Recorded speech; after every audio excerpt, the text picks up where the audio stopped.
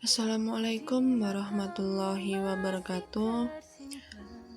Baiklah, di hari ini, di kesempatan kali ini, saya akan memaparkan hasil dari tugas saya, yaitu merupakan tugas dari kuliah saya untuk memenuhi tugas mata kuliah saya, yaitu mata kuliah ekonometrika, di mana dosen pengampunya adalah Bapak Primadi Prasetyo SE M SAK dan disusun oleh Intan Trinanda dengan NIM 501180121.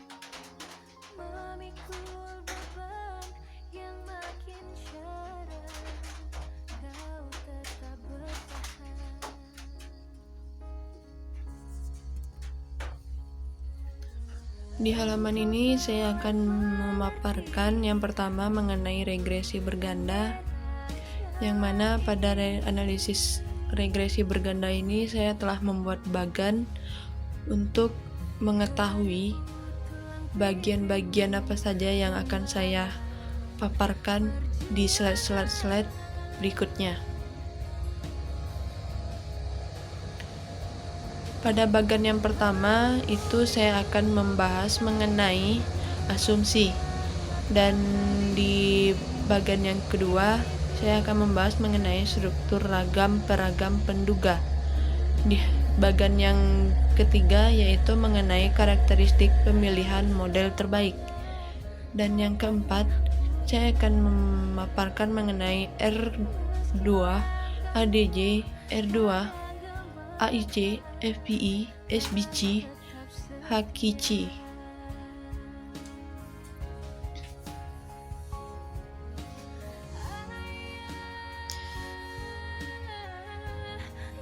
Masuk ke pemaparan dari bagian tersebut. Yang pertama, asumsi.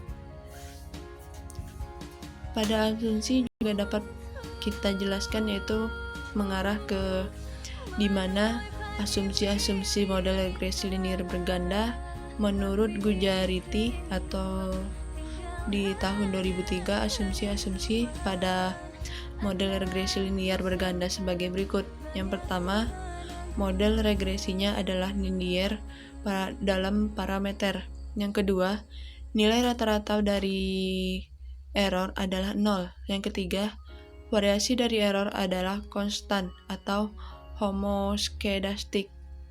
Yang keempat, tidak terjadi autokorelasi atau error.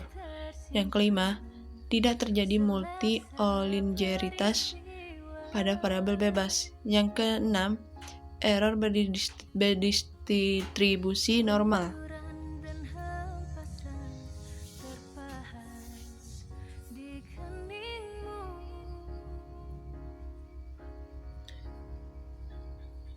Selanjutnya yaitu kita akan membahas ke slide selanjutnya mengenai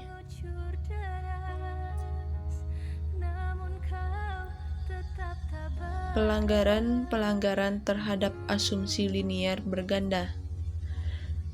Dalam pelanggaran terhadap asumsi linear berganda ini juga terdapat beberapa pelanggaran yang seringkali dilakukan terhadap asumsi-asumsi. Di antaranya kita dapat melihatnya di bawah, yaitu dapat diuraikan sebagai berikut.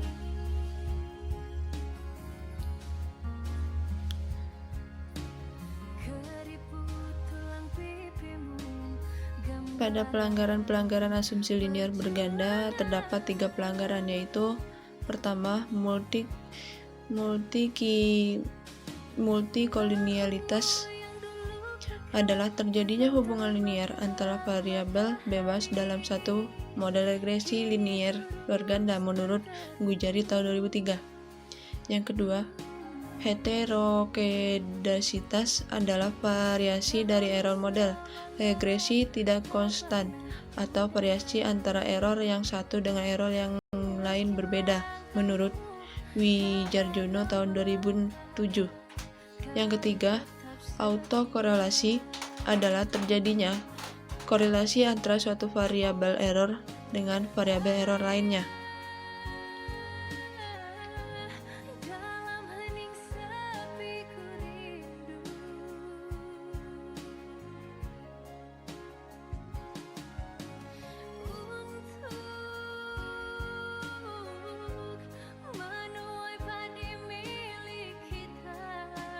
Selanjutnya mengenai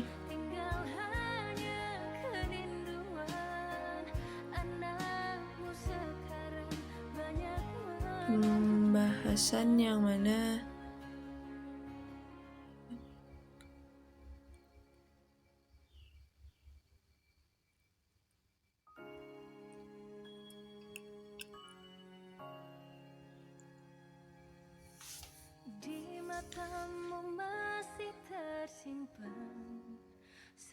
analisis uji asumsi klasik.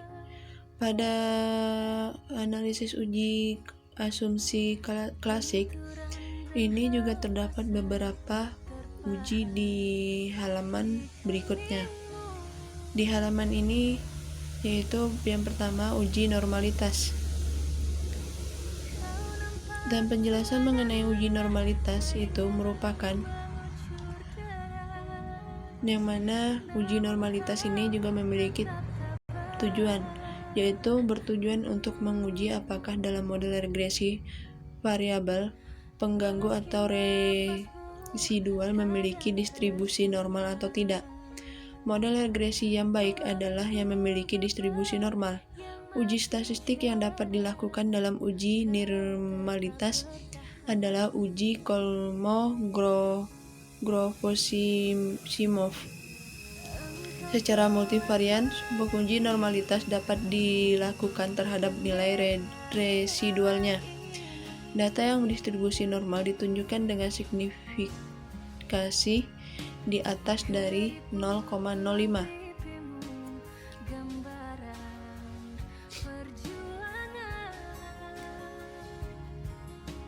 Lanjut mengenai analisis ujian asumsi klasik yang kedua, yaitu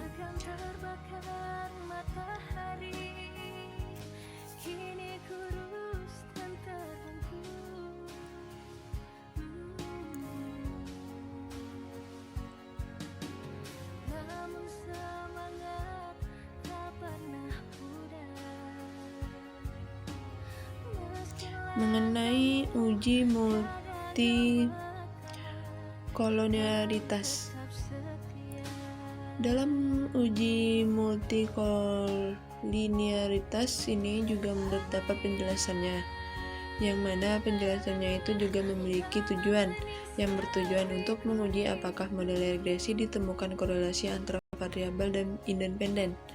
Akibat yang muncul jika sebuah model regresi berganda memiliki kasus multikolonialitas adalah kesalahan standar estimasi akan cenderung meningkat dengan bertambahnya variabel bebas yang masuk dalam model,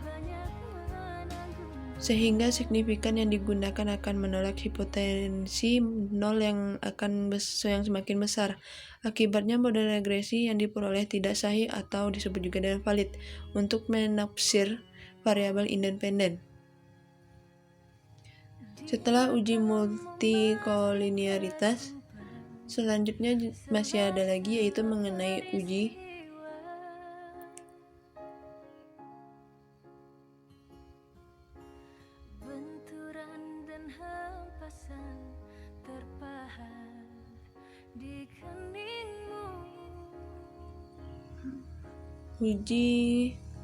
autokorelasi. Yang ketiga merupakan uji autokorelasi yang memiliki tujuan, yang mana uji autokorelasi ini bertujuan untuk menguji apakah model regresi linier pada korelasi antara kesalahan pengganggu pada periode T dengan kesalahan periode T1 atau sebelumnya. Model regresi yang baik adalah yang bebas dari autokorelasi. Konsekuensi dari adanya autokorelasi dalam model regresi adalah model regresi yang dihasilkan tidak dapat digunakan untuk menafsirkan nilai variabel dependen pada nilai variabel independen tertentu.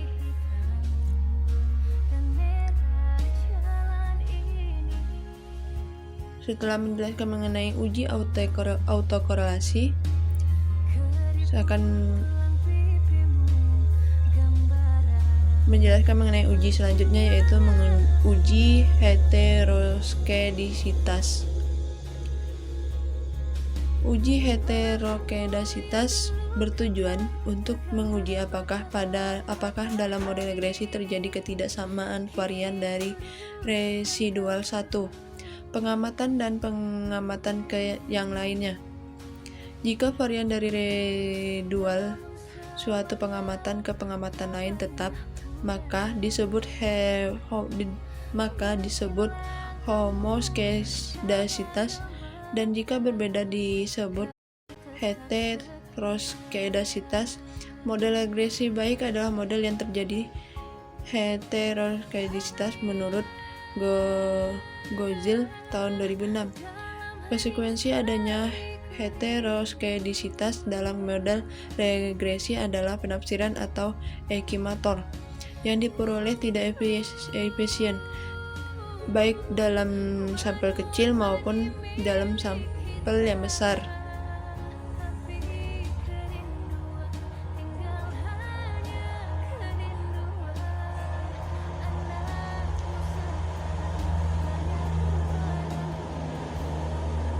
Baik, lanjut ke halaman selanjutnya, yaitu mengenai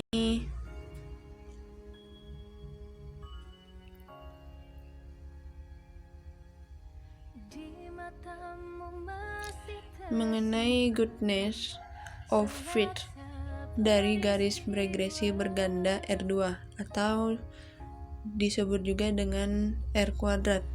Pada regresi linier sederhana, tidak dapat dipakai untuk membandingkan dua model dengan jumlah pengubah oksigen yang berbeda.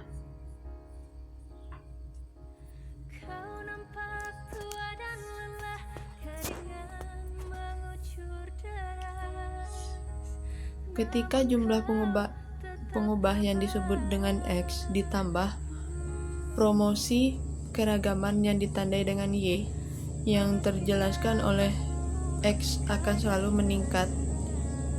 R2 atau disebut juga dengan R kuadrat akan selalu meningkat seiring jumlah X, tanpa melihat penting tidaknya penambahan X dalam model digunakan adjusted R2. Adjusted disesuaikan terhadap jumlah pengubah oksigen atau yang disebut juga dengan X yang digunakan.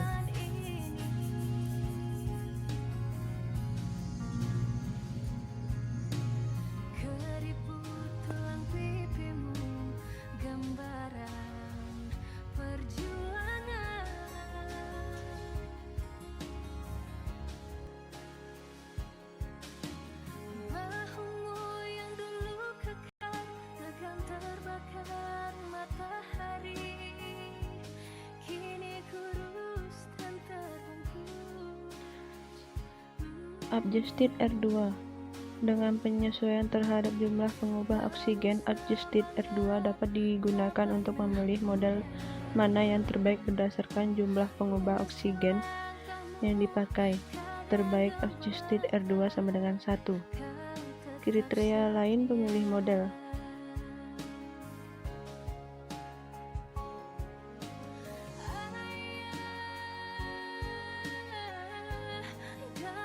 Dalam kriteria lain untuk memilih model ada beberapa kriteria digunakan: AIC, PFP, SBC, HQC, semua memberikan penalti terhadap JK Galat.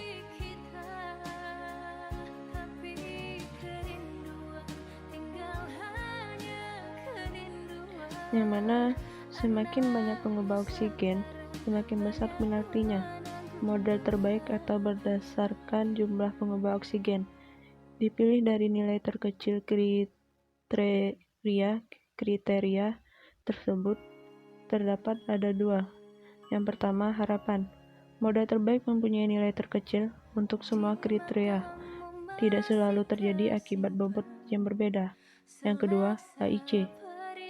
Lebih banyak digunakan pada data deret waktu.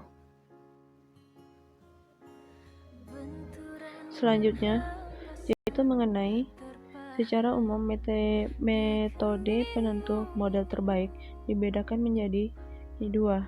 Yang pertama, metode tanpa seleksi varian independen.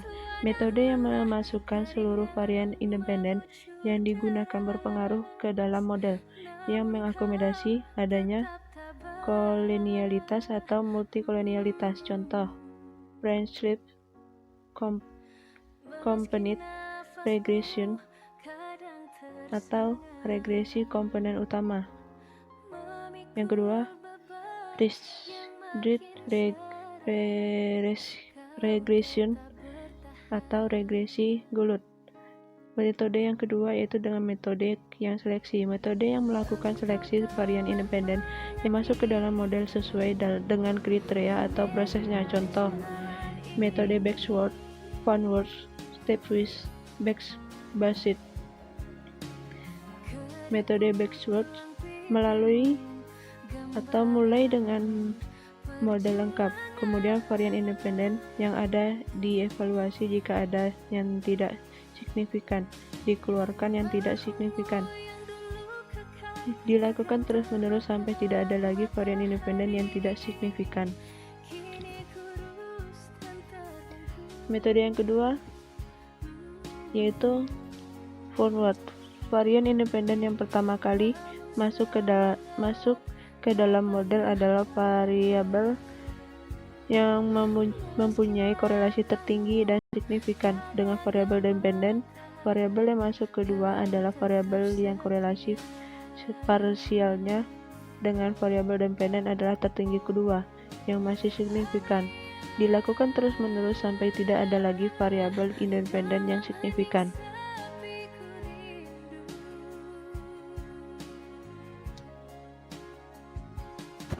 Selanjutnya yaitu metode stepwise.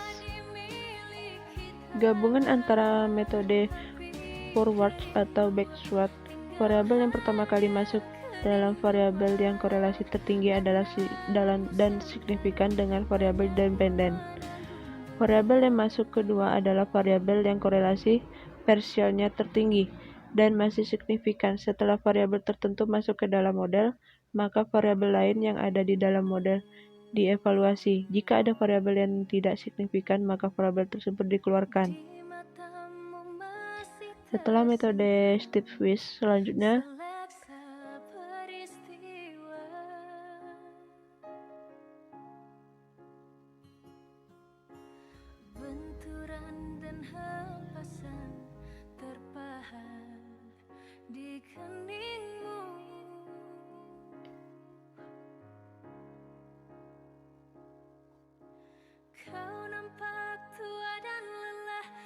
Selanjutnya adalah metode backbased atau subset.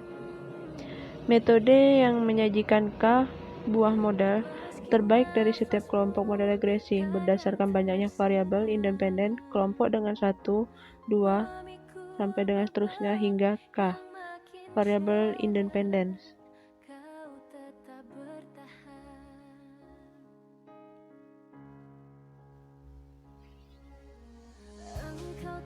Selanjutnya mengenai kriteria lain pemilihan model. Langsung saja, yaitu ke beberapa uji hipotesis pada regresi berganda. Terdapat beberapa uji, yaitu yang pertama, uji keberartian koefisien secara individu, yang kedua uji T atau sama dengan uji T pada kasus yang regresi linear sederhana, yang ketiga uji keberartian koefisien secara simultan, yang keempat uji F, yang kelima uji linear prediction. Yang keenam, uji hubungan linear antara dua atau lebih koefisien, uji F atau uji Ward. Yang ketujuh, uji untuk penambahan atau pengukuran pengubah oksigen. Yang kedelapan, uji F.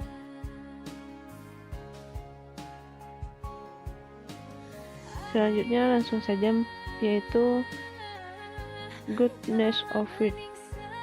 Dari garis regresi berganda R2 atau disebut juga dengan R kuadrat pada regresi linear sederhana tidak dapat dipakai untuk membandingkan dua model dengan jumlah pengubah oksigen yang berbeda. R2 atau R kuadrat diperoleh dari model unrestricted jika F nyata. Secara statistik dari P atau valid, maka terdapat cukup bukti.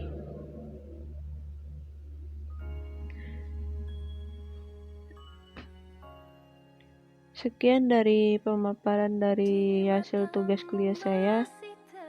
Jika terdapat banyak kesalahan, mohon dimaafkan, dan saya akhiri. Wassalamualaikum warahmatullahi wabarakatuh.